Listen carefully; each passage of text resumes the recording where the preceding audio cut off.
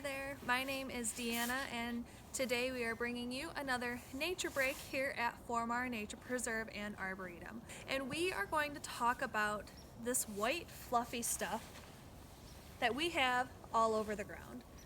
What is this? You guys know? This fluffy white stuff is snow. So if you guys are somewhere super warm, you may not ever see snow, but here in Michigan, we're pretty used to it because we have 4 seasons throughout the year. And in the winter, sometimes a little bit in the fall or early spring, we get snow too, but most of the time in the winter, we have snow. But what is snow? Snow, in its most basic form, is frozen water. So just like all over the world, we have rain that falls from the clouds. In some climates, like we have here in Michigan, we get snow. Snow forms when it gets cold out. So what we may not notice is, yes, it may be really cold here on the ground, but it is also super cold way up in the sky in the atmosphere. So with the right conditions of it being cold down here and cold way up in the sky, there's a chance and a strong likelihood that we get snow. Other forms of snow that we may see are also sleet and hail, but we'll save that for another day. But snow forms with the right conditions out of just a frozen water droplet up in the sky, and what happens is it freezes to a small particle of pollen or dust.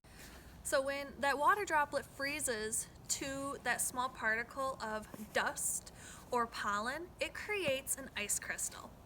And then under the right conditions, when that ice crystal starts to fall from the sky, it collects water vapor all around it, and that makes a snowflake. Here is a paper snowflake that I made today to show what a snowflake looks like, but a little bigger.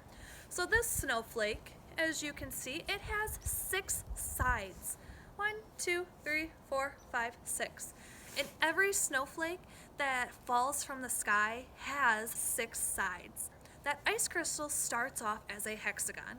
So as those water vapors freeze to it, it always has 6 sides. So although every snowflake might have a total of 6 sides, there are no 2 snowflakes on the ground that fall from the sky that are the same. Just like a lot of times, you're a little different from the person next to you. But snowflakes, they form their little branches of the 6 based on the atmospheric conditions on the way down. So a snowflake could change within seconds, growing one way, and it gets a little too cold or a little too humid and start to grow a different way. So depending on the weather on the ground and the weather up in the sky, the snowflake's 6 arms might look a little different. So they say that every snowflake on the ground, it has a different shape. Now, snow is super common here in Michigan, but we've had some really snowy days in the past. And so I have a tape measure with me to show you some of our snowiest days that we've had in Michigan. So back in January of 1967, that was our snowiest snowfall that ever has happened in this area of Michigan that Formar is located in. And that snowfall was a little over 22 inches.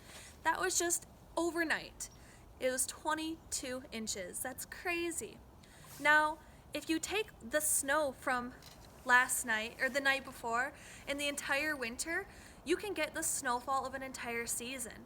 Now here where we're at now, our snowiest snowfall of the entire season was just a few years ago. In this winter of 2013 to 2014, in this area, they said we got over 7 feet of snow. So much taller than I am. So that is this area's snowiest winter on record. Now, you never know. Maybe this year or next year or the year after that, we might get more than 7 feet of snow. But it's all up to the weather. Now, I encourage you guys to get out and go in the snow. If you have snow, put on some winter jackets and snow pants and go and play in the snow. If you need some ideas for inspiration to go and play in the snow, I have two super cute books right here and here. This first one is Take a Winter Nature Walk by Jane Kirkland, and it kind of shows some of the things to look for when you're out hiking in the winter.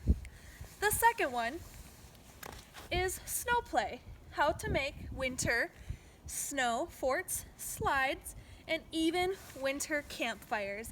And this one's by Brigitta Relson. If I got that wrong, I'm sorry.